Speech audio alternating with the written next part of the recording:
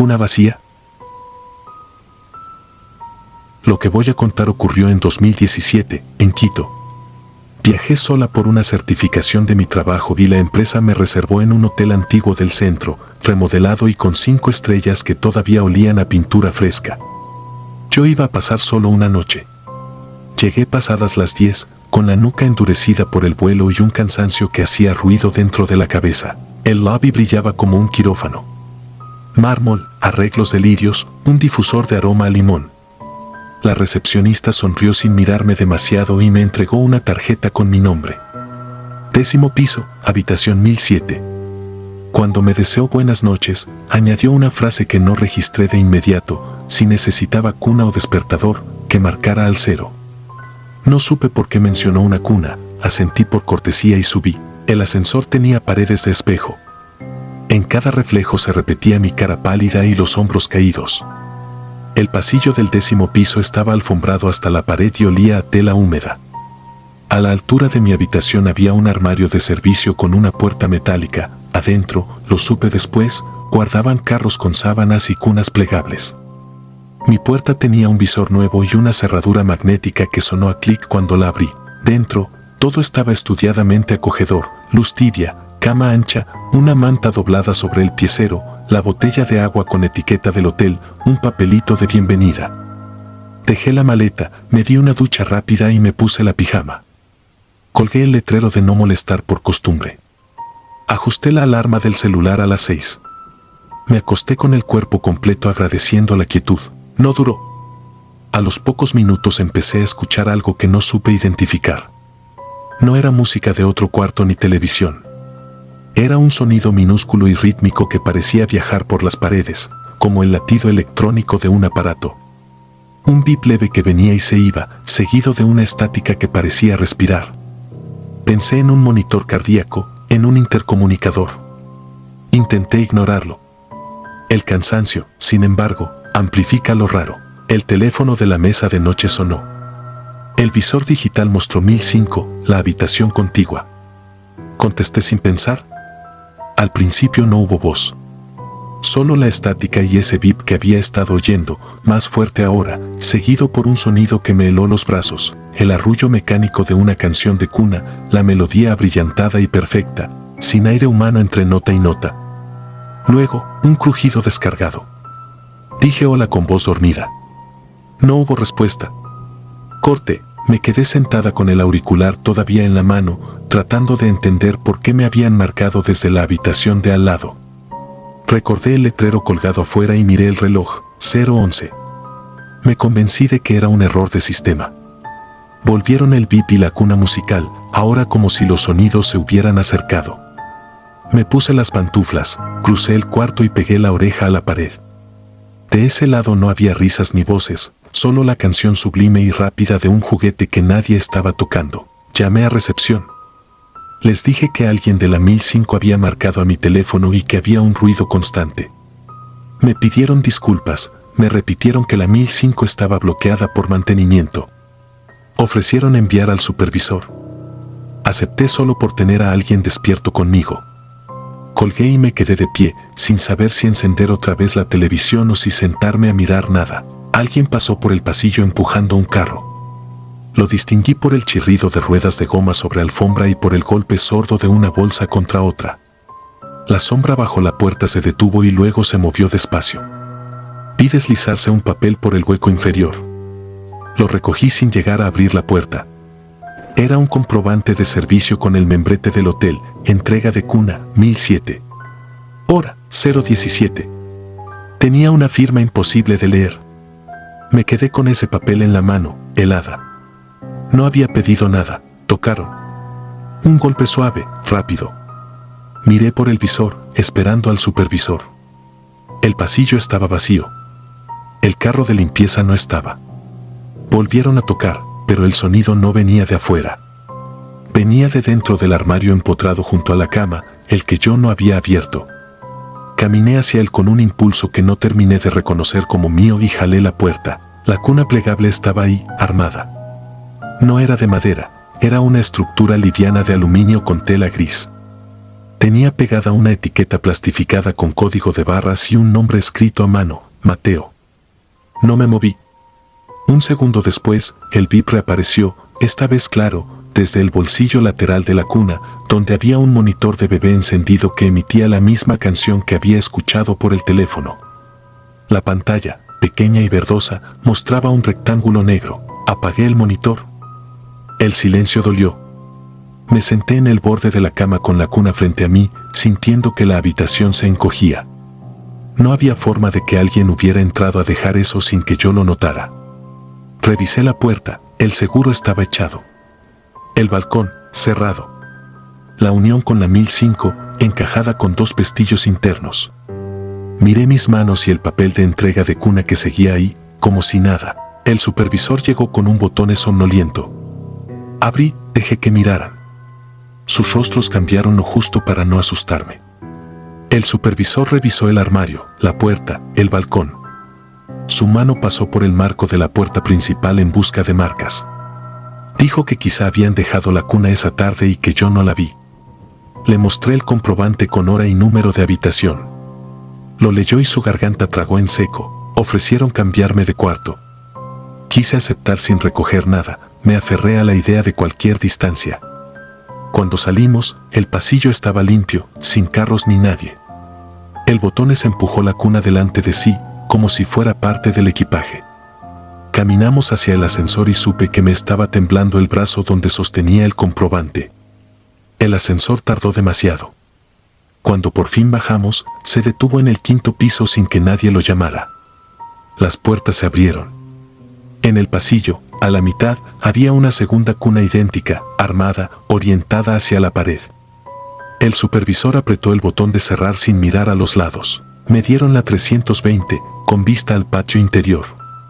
Dejé la maleta sin deshacer. No quise tocar nada. Apagué el teléfono de la mesilla y desconecté el cable de la pared por si ahí venía la interferencia.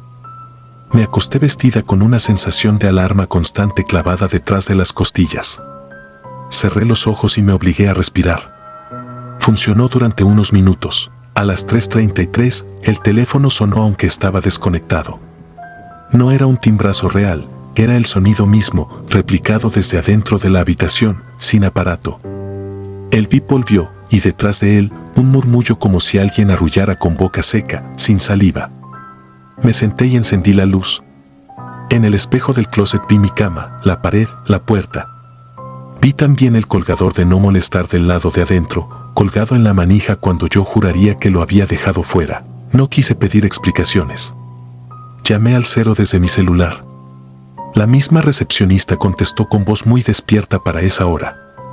Le pedí que anularan cualquier servicio a mi nombre, que no quería nada y que me iba a bajar al lobby.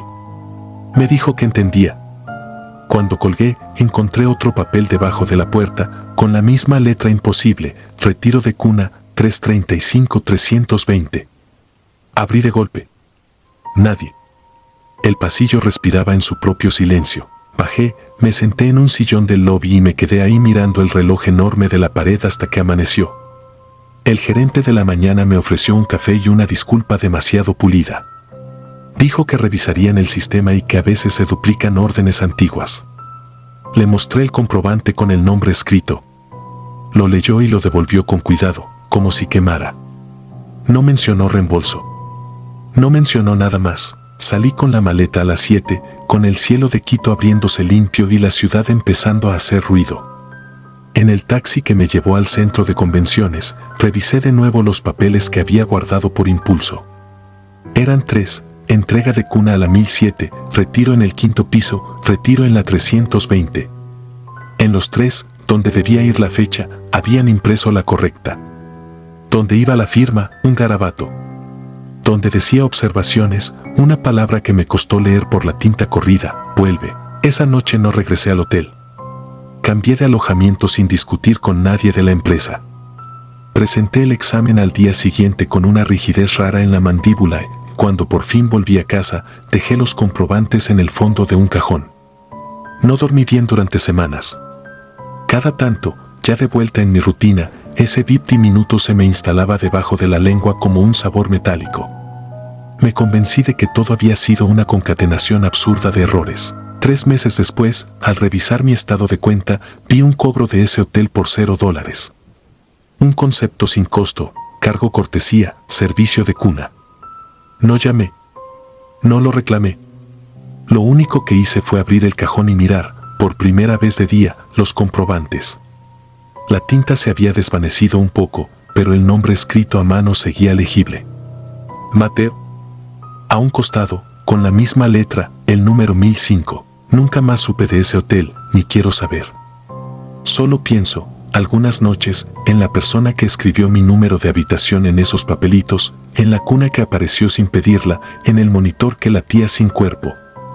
Pienso en la palabra vuelve y en que hay lugares a los que uno no regresa con los pies, sino con un ruido que se te queda pegado a la vida. Y cuando el sueño por fin me alcanza, siempre lo hace a las 3:33, con un silencio que parece arrullar algo que no está. Después de las 12. Me llamo Abril. No suelo escribir estas cosas, pero hay noches en las que cierro los ojos y vuelvo a sentir el peso en los pies, el olor a cloro rancio y metal mojado, el sonido de algo que se arrastra por un pasillo que nunca aprendí a reconocer. Fue en 2004, cuando aún creía que la juventud me protegía de ciertas realidades. Viajaba con mi primo Luca, mochilas a la espalda y un presupuesto que nos obligaba a elegir siempre lo más barato. Así llegamos a Valparaíso, Chile, y a un hotel de 2 estrellas que, hasta donde sé, ya no existe. El edificio se alzaba como una caja húmeda en la ladera, con muros desconchados y barandales que crujían incluso cuando nadie los tocaba. La recepción era un cubo de vidrio torcido con un timbre que no sonaba si no lo golpeabas con la uña. Detrás del mostrador, un hombre de gesto pétreo nos pidió los pasaportes y marcó nuestras llaves en un llavero de madera con el número 204. El lobby olía a trapeador recién escurrido. Había una lámpara sin pantalla en la esquina y un reloj clavado en las 6:15 que, según su mecanismo, jamás avanzaba. El conserje, un señor de manos grandes y caminar arrastrado, fue el único que nos sonrió. Llevaba un manojo de llaves imposible, un anillo de hierro que parecía un grillete. Mientras nos entregaba la nuestra, nos dijo en voz baja, sin preámbulos, a partir de las 12, no salgan de la habitación. No pidió que prometiéramos nada. Solo lo dijo y se fue a encerar el piso de mosaico, con movimientos lentos y obstinados. Luca rodó los ojos. Yo me reí por nervio. A esa edad, las advertencias de gente cansada nos parecían folclor del lugar. La 204 estaba al final de un pasillo exageradamente largo para el tamaño del hotel. Cada puerta tenía el número pintado a mano, torcido, como si lo hubiera escrito alguien con el codo. En la nuestra, la cerradura aceptaba la llave con resistencia, como si algo empujara desde dentro. Al encender la luz, la habitación mostró su pobreza honesta: 2 camas bajas, una ventana opaca que daba a otra pared, un baño con azulejo antiguo, una regadera que goteaba a intervalos tan regulares que pronto se confundían con la pulsación del propio corazón. Dejamos las mochilas, salimos a caminar por los cerros, comimos barato, bebimos cerveza tibia, regresamos de noche, satisfechos y cansados. A las 2:11 me despertó el metal. No un golpe, sino un arrastre continuo, áspero, como si alguien estuviera tirando de algo pesado sobre mosaico. Venía del pasillo y pasó muy despacio frente a nuestra puerta. Me incorporé de golpe y vi, bajo la rendija, como la luz amarilla del corredor se interrumpía por una sombra larga y luego volvía, como si algo sin forma concreta hubiera pasado. Luca dormía, con la mano abierta sobre la almohada. No lo quise despertar. Me quedé inmóvil hasta que el arrastre se convirtió en un chisporroteo lejano y el chisporroteo en silencio. Al amanecer, inventé que había sido un carrito de limpieza. Me escuché decirlo y no me creí. El segundo día lo agotamos en escaleras, ascensores y calles con olor a mar. No pensé en el hotel hasta que la tarde se volvió naranja y recordé que ninguna ventana ahí dejaba entrar ese color. Al regresar, el recepcionista no estaba. El conserje trapeaba con un cubo nuevo que olía más a desinfectante que a limpieza. Alcé la mano, solo para que supiera que lo había visto. Se acercó sin levantar los ojos. Dijo, si pueden, váyanse mañana. Y si se quedan esta noche, no habrán aunque llamen por su nombre. No supimos qué responder. Nadie, que yo recuerde, le había dicho nuestros nombres. Cerramos la puerta de la 204 antes de las 11 y empujamos el seguro con una fuerza que no justificaba el tamaño de la chapa. Dejamos prendida la luz del techo. Nos acostamos vestidos, con la sensación ridícula de estar a salvo por haber cumplido un ritual simple. A medianoche, el hotel pareció apagarse de golpe, como una bestia que aguanta la respiración. No hubo risas en cuartos vecinos, ni televisiones lejanas, ni pasos en la escalera. Solo el goteo de la regadera y, de repente, un sonido nuevo, el campanilleo tenue de algo que subía por un ducto metálico y viejo. Luego el arrastre, otra vez, ahora acompañado por un golpeteo irregular, hierro contra hierro. El picaporte se movió una vez.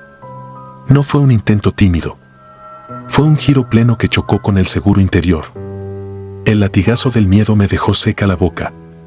Lucas se incorporó, con los ojos muy abiertos en la luz amarilla del foco. Alguien respiraba del otro lado.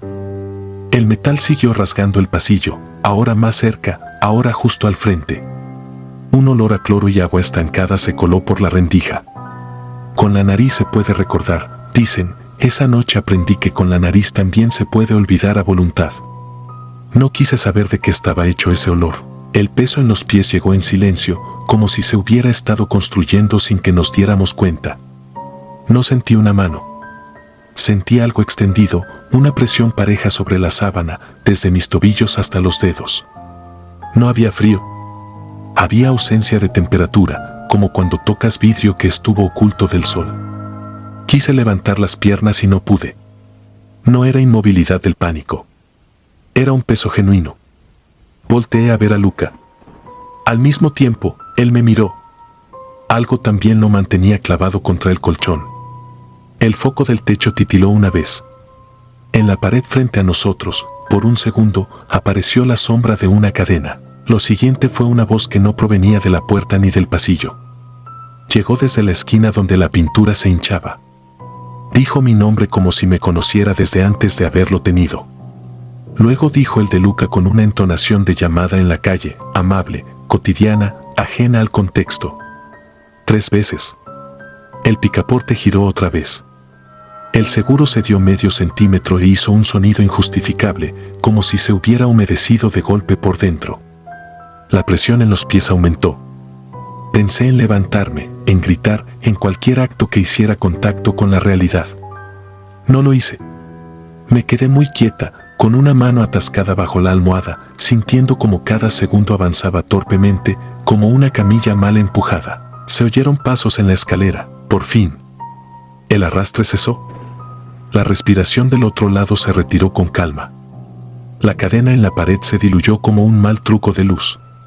Quise creer que alguien, humano y cansado, subía a supervisar. El conserje, quizá. Esperé un golpe de llaves, una voz, cualquier cosa. Lo que llegó fue un agua leve en el baño contiguo, ese cuarto que nadie ocupaba. La tubería vibró con un golpe seco y el goteo de nuestra regadera, que había sido puntual toda la noche, se frenó por completo, como si alguien hubiera cerrado el paso a mano desde algún lugar que no era nuestro baño. El amanecer nos encontró sentados en las camas con los pies doblados, como niños que no quieren tocar el suelo.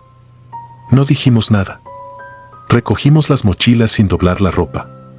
Al abrir la puerta, el mosaico del pasillo tenía marcas que no estaban la tarde anterior, rayas semicirculares, paralelas, que nacían frente a la 204 y se perdían hacia la escalera, como si algo pesado hubiera girado y girado allí, buscando ángulo para moverse. La lámpara del corredor estaba encendida. La luz nos sirvió de alivio. El conserje, al pie de la escalera, nos vio con una mezcla de tristeza y prisa. No hizo preguntas. Solo señaló la salida con la barbilla. En recepción, el hombre del gesto pétreo nos cobró una noche menos, sin explicación. Sobre el mostrador, alguien había dejado el manojo de llaves. Era tan grande como lo recordaba, pero ya no parecía un grillete, era un círculo dentado, cada diente un cuarto, cada cuarto una mordida. No me atreví a tocarlas. Afuera, el aire sabía a pan y a mar. Caminamos hasta un hostal en otra ladera, donde las risas de desconocidos tuvieron la decencia de ser ruidosas. Dormimos a ratos, cada uno con los calcetines todavía puestos. Esa misma tarde, por orgullo o por necesidad de cierre, regresamos a pagar la noche pendiente. El hotel estaba abierto, pero vacío. El lobby no tenía a nadie detrás del vidrio. El timbre, por primera vez, sonó sin golpearlo. Apareció una mujer con un uniforme descolorido. Cuando le dije que veníamos a liquidar, nos miró con algo parecido al alivio. Nos dio un recibo sin membrete. Pregunté, no sé por qué, si el edificio había sido otra cosa antes. Contestó que sí, que una lavandería industrial y antes un depósito de aduanas. Todo con ruedas, dijo, y con el dedo hizo un gesto en el aire, la curva lenta de algo que pesa demasiado. No volví a pisar ese cerro. Supe después, por gente que conocimos en el hostal, que ese hotel cerró poco tiempo más tarde. Algunos dijeron que por inspecciones fallidas, otros por falta de huéspedes. Un chico aseguró que habían rodado noticias viejas sobre un accidente fatal con un montacargas en los 90. Cada versión encajaba demasiado bien con lo que escuchamos, y precisamente por eso preferí no verificar ninguna. He aprendido a dejar ciertas cosas sin ancla. A veces, de madrugada, sueño que estoy otra vez en la 204. La rendija de la puerta deja pasar una luz amarilla que no viene de ningún foco y vuelve a oírse el arrastre, aproximándose con paciencia, como si supiera que no soy capaz de levantar los pies a tiempo. En el sueño no hay advertencia que valga. En la vida real me queda una sola, la única que respeto sin cinismo. Si un hombre cansado, con un manojo de llaves, te dice que no salgas después de las 12, no salgas. No abras si llaman por tu nombre. Hay cosas que se mueven en ciertos hoteles cuando el reloj se detiene, cosas que no buscan verte, ni hablarte, ni asustarte. Cosas que solo quieren pasar. Y que, si te encuentran en su camino, te usan como piso. ChatGPT puede cometer errores. Considera verificar la información y no perturbar. Me llamo Iván. Esto me pasó en 2019, camino a la costa de Veracruz. Mi esposa, Paula, y nuestro hijo Mateo, de 4 años, venían conmigo. Era temporada baja, llovía a ratos, el presupuesto iba justo y terminamos reservando un hotel de 3 estrellas junto a la central de autobuses. No buscábamos lujos, solo una cama limpia. A veces el cuerpo agradece más un descanso honesto que un lobby con mármol. Desde la entrada hubo señales. Una pareja discutía en inglés con la recepcionista. No entendí todo, pero capté varias veces la palabra refund. La mujer no gritaba, temblaba. Tenía los codos pegados al pecho y los dedos rígidos como ganchos, como si todavía sostuvieran algo que ya no estaba allí. La recepcionista miraba a un costado, hacia un punto de la pared donde no había nada salvo un cuadro descolgado que dejó un rectángulo más claro. Nos entregaron 2 llaves de plástico. La mía ya venía rayada. El pasillo del tercer piso estaba alfombrado con ese rojo oscuro que esconde manchas viejas. La luz titilaba con un zumbido grave y del cuarto de hielo salía un olor a cloro que picaba en la nariz. Mateo, que venía en mis hombros, se me agarró más fuerte al cuello. No lloró. Solo tensó el cuerpo, como hacen los animales cuando presienten algo. Paula me dijo que sería el cansancio. Yo también quise creerlo. La habitación 412 era estrecha. Tele viejo, cortinas que no tocaban el piso, un espejo largo junto al closet. Sobre el buró había una tarjeta de no molestar con las esquinas dobladas hacia adentro, como si alguien la hubiera tenido mucho tiempo en los dedos. Lo raro fue el despertador digital, marcaba 4:13, fijo, sin parpadear. Lo desconecté y siguió marcando 4:13. Lo metí en el cajón. Al fondo, el baño, limpio, pero con la rejilla de la regadera tapada por una tapa de plástico. Oí goteo detrás de la pared aunque la llave no estaba abierta. Mientras me duchaba, escuché a Mateo llorar. Era un llanto chiquito, ahogado. Luego, de pronto, fue otra cosa, un sollozo con aire de adulto, como si las cuerdas vocales fueran demasiado grandes para el pecho de un niño. Abrí la cortina sin secarme, empapando el tapete. Mateo dormía boca abajo, inmóvil, el pulgar apenas saliendo de la boca. Paula me miró como si estuviera rompiendo algo invisible. No habían escuchado nada. Sentí vergüenza de mi propia alarma y lo dejé así, pero una idea se me clavó detrás de los ojos. El sonido venía de adentro del cuarto, no del pasillo. Esa primera noche dormimos a medias. A la 1 sonó el teléfono y al levantarlo no había tono, solo un zumbido bajo, como el de la lámpara del pasillo. Lo colgué. A las 3:10, la puerta del cuarto golpeó 2 veces por dentro aunque no había corriente. A las 4:13, el colchón dio un pequeño brinco, leve pero clarísimo, como si alguien empujara la base con la rodilla desde abajo. Me incorporé. Miré debajo de la cama con la linterna del celular. Encontré polvo, un ticket arrugado de la cafetería del lobby y algo más, una fila de tapas de botella acomodadas en línea perfecta, todas apuntando hacia la puerta. A la mañana siguiente, en el elevador, coincidimos con una señora de intendencia. Llevaba guantes de látex en el bolsillo. Le pregunté si había niños hospedados en el piso. Dijo que no. Bajó la voz sin bajar la cara y me soltó: si necesita algo, pida cambio de cuarto. El 412 es muy frío para familia. La puerta del elevador se abrió y ella no salió. Si puede, mejor bajes por las escaleras, añadió, y recién entonces cruzó el umbral como si aceptara una apuesta. No quise asustar a Paula. Salimos a caminar por el malecón, comimos algo grasoso y barato, volvimos de madrugada. En la recepción estaba un hombre distinto al del día anterior. El vestíbulo olía a café recalentado. Pedí otra habitación. El hombre tecleó, frunció el ceño, dijo que el hotel estaba muy comprometido. Me ofreció amenidad de cortesía, 2 botellitas de agua. Acepté el agua como se acepta una limosna que humilla y subimos de nuevo al 412. Mateo se quedó dormido rápido, agotado por la caminata.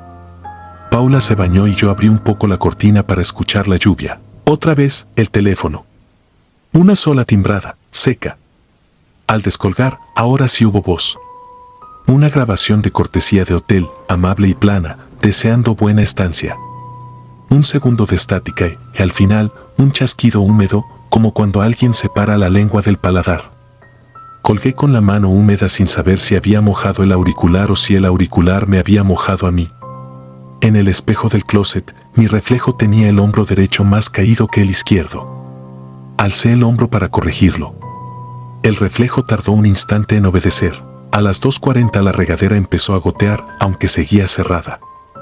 Aflojé la tapa de la rejilla del piso y la levanté con cuidado.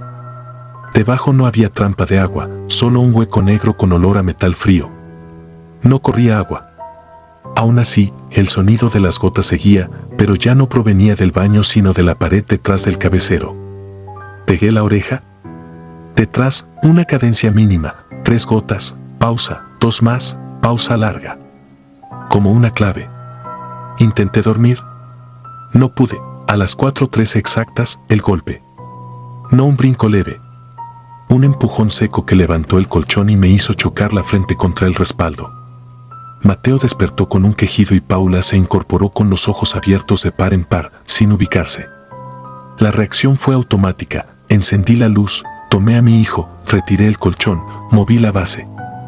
Debajo del somier, alguien había rayado el MDF. No era un dibujo ni un símbolo. Era un rectángulo de madera recortado con un filo torpe y vuelto a encajar, como una puertecita encubierta. No venía atornillada. Tiré. La tapa salió. El hueco daba a un espacio de servicio entre paredes. No era alto, apenas 30 centímetros de alto por el ancho de la cama, un túnel de polvo y cables. Metí la linterna. Vi un zapato viejo de mujer, tamaños de niño escritos con plumón en una etiqueta, tapones de oído, tarjetas de no molestar dobladas y clasificadas con fecha, todas entre 2014 y 2017. Y vi otra cosa, un teléfono de hotel sin carcasa, solo la placa y el auricular desnudo, apoyado sobre un cartón. El cable se perdía hacia la pared. Cuando acerqué más la luz, el auricular vibró lo suficiente para moverse 1 milímetro. Me pareció escuchar la misma voz de cortesía, pero no salía de ahí sino del teléfono de nuestra mesa, que no había sonado. Dijo algo ininteligible y cayó, como si hubiese tragado agua. No recuerdo haber tomado una decisión consciente. Recuerdo sí el peso de Mateo y el temblor de Paula, que no temblaba de frío. Cerré esa puerta empujando con el talón, dejé la base donde estaba, tiré el colchón encima con fuerza, metí lo básico en una maleta. Paula preguntó si nos íbamos. Asentí. Atravesamos el pasillo con el niño en brazos, el carrito de limpieza dejado a mitad del corredor, por primera vez, nadie en recepción. El timbre de mostrador no funcionaba. El guardia de seguridad dormía con la boca abierta. Sobre el cristal, de nuestro lado, vi marcada una huella de mano derecha a la altura de un niño, pero los dedos estaban demasiado largos. Al día siguiente volvimos a exigir cambio o reembolso. Nos atendió otra persona. Consultó la computadora, sonrió con la boca y no con los ojos. Dijo que el 412 se encuentra fuera de inventario desde hace meses. Señor, imposible que ahí lo hayan hospedado. Insistí. Me enseñó la pantalla. Las habitaciones ocupadas aparecían en verde, el 412 no existía en la lista. Apuntó a nuestras llaves y dijo que pertenecían al 410. Eran idénticas a las del 412, salvo por un raspón más. Él no podía ayudarme. Nos deseó un buen regreso. Fui a buscar a la señora de intendencia. No estaba ese día. Otros me dijeron que no la conocían por su nombre, que tal vez estaba rotando sedes. Nos fuimos a otro hotel, casi sin hablar. Mateo durmió en el auto, con la cabeza pegada al vidrio, respirando de lado. Por la tarde, ya en otro cuarto, abrí la maleta.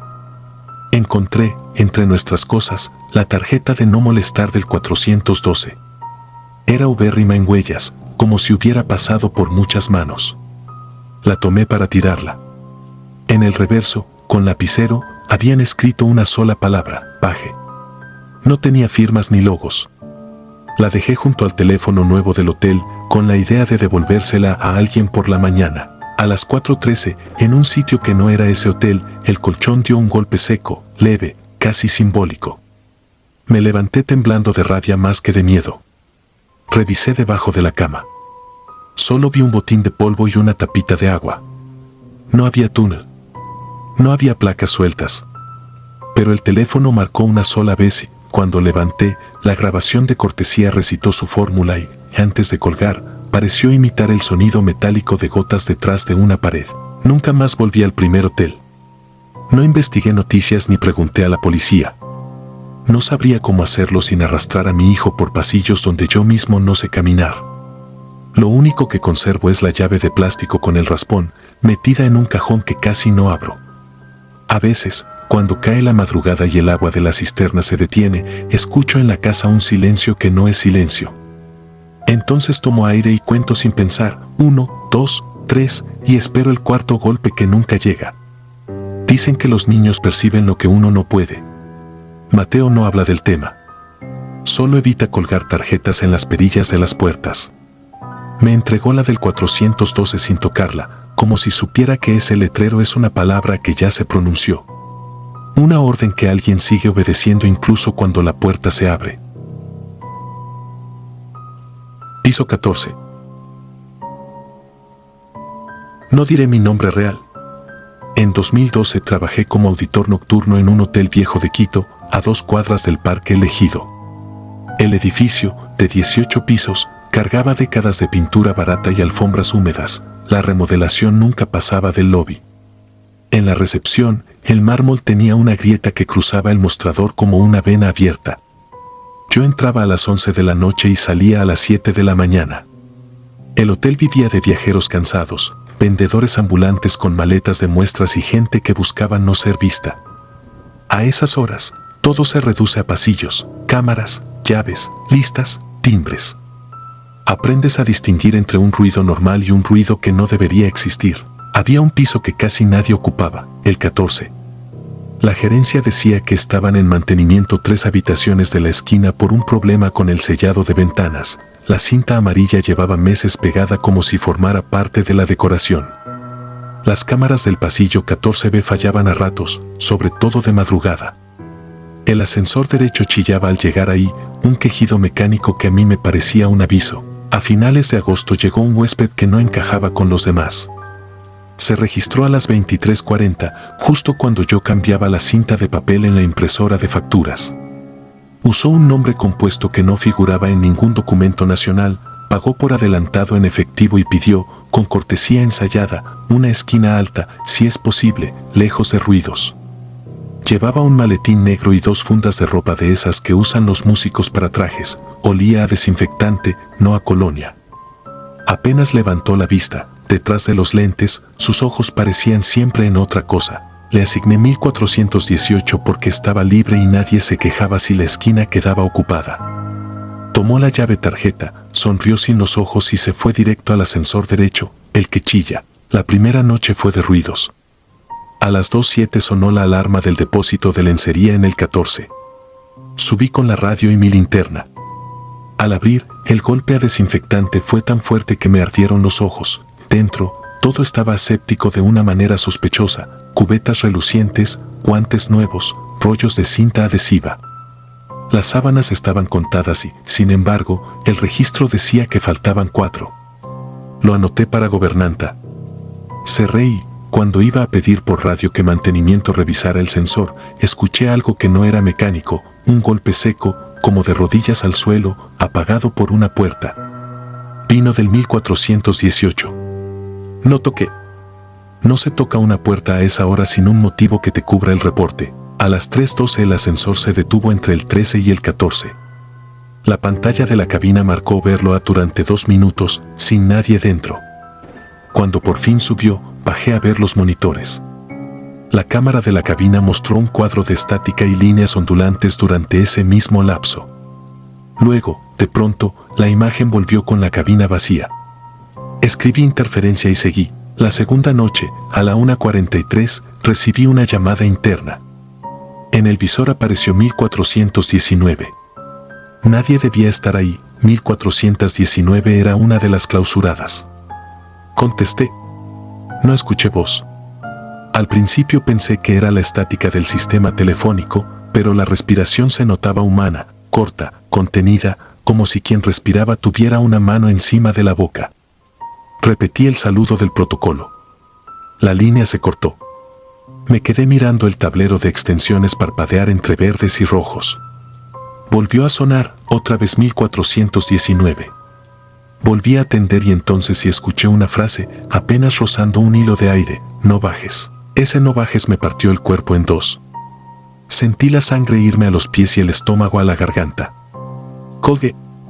Me dije que podía ser una broma, algún técnico probando. Llamé al número de mantenimiento de guardia, no respondió. La radio traqueteó un chisporroteo inútil.